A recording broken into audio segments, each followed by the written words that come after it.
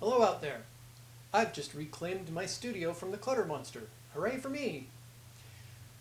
Not only that, I've been learning new to me editing and effect software. It's called HitFilm Express, if you care. So it's time to make a movie, so I can practice some of these new editing and effects and stuff.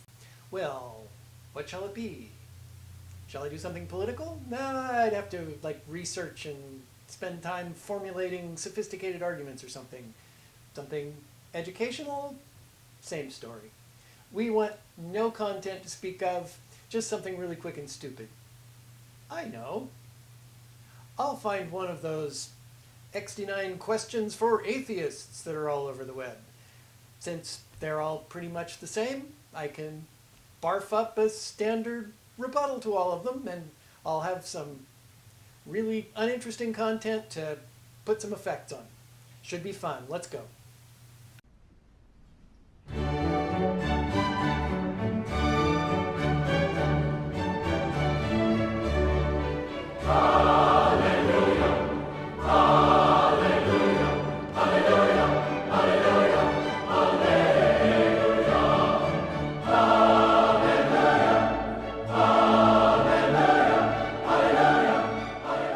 Number one, how can you look?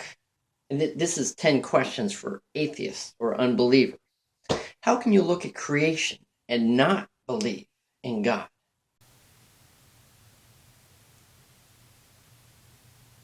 What evidence is there that there's a God creating stuff? Why should I believe in it? Where does morality come? If God doesn't exist, where does your sense of right and wrong come from? So let me see if I've got this right. You need an imaginary sky daddy peering over your shoulder telling you you shouldn't rape little kids. You need an imaginary sky daddy peering over your shoulder to say that it's wrong to lie, cheat, steal, murder, whatever. Really? You can't look at the effects your actions have on other people? You can't respect that other people have feelings and needs too? Really? You need an imaginary sky daddy for that? Number three, why are you so angry at someone you don't believe in? You spend so much time. You go on Christian sites posing negative comments. You spend so much time trying to stop Christianity. Well, why do you spend all this time trying to stop something you don't believe in? All right, Christian dude, let's make a deal. I'll stop dumping on your imaginary sky daddy if you and your fellow Christians start living up to some of the stuff you supposedly live by. If you start feeding the poor, or loving your neighbor as yourself, or blessing peacekeepers, peacemakers, or if you stop shoving your Stone Age barbarian religion down other people's throats, we'll stop making fun of it, okay? Number four, how can you live without hope? Without God, there's no hope. There's no reason for living. You are one sick fuck. Really? You need your imaginary sky daddy to have hope? Number five, why do you talk about morality when you don't believe in the author of it? What's the point? Haven't we been through this already? Who says your imaginary sky daddy is the author of morality and there is no morality without your specific imaginary sky daddy? Why? Where does that idea even come from? Number six, what's it like to believe in something when the evidence for it is so overwhelming? You have all this creation. Everything is fitly tied together. If just a little was out of sync, we would float off in space. If gravity wasn't perfect, if the cycles the oxygen cycles, the carbon cycles, if everything was not perfect, we would cease to exist.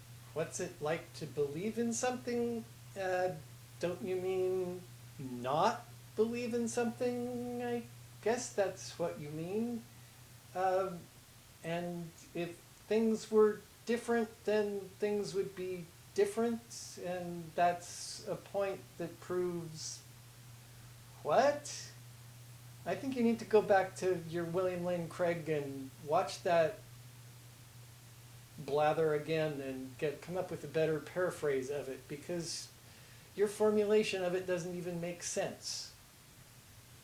Number 7, have you ever prayed or called out to God? I know of a lot of people that don't believe in God, but they still call out to him, even though they say they don't believe in him, which is just ludicrous.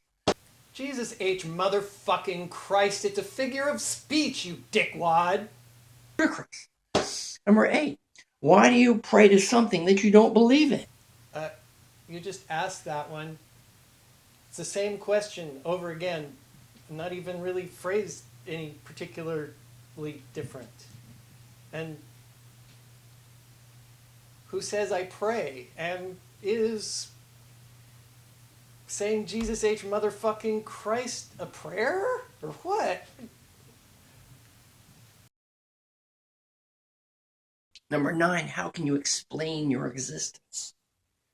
Your reason for being? How do you explain why you're here or how you got here? That should convince you that God's real just in itself. The probabilities of all these things happening in sequence, the probabilities for that is so high. It's not possible just to be a coincidence. Why do I need to explain my existence?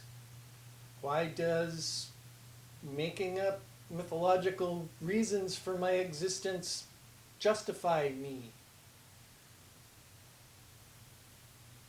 What does the probability thing have to do with anything? Improbable stuff happens all the time, so what? It only counts as improbable if you called it in advance. Like if I knew what the lottery numbers are going to be before the lottery happens. As it is, it happened, and those numbers are no more or less improbable than any other set of numbers, and if you ran the grand time frame back all over again, different stuff would happen, and that would be equally improbable, but so what? Number 10, how can you create something from nothing when science says you can't? Ultimate origin questions are always difficult. And your incredible shrinking god of the gaps is really no help here. I mean,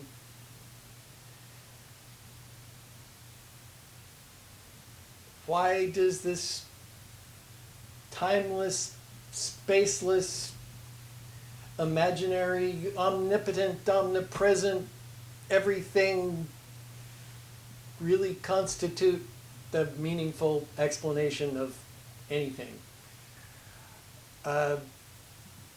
What question am I answering again? I don't even remember.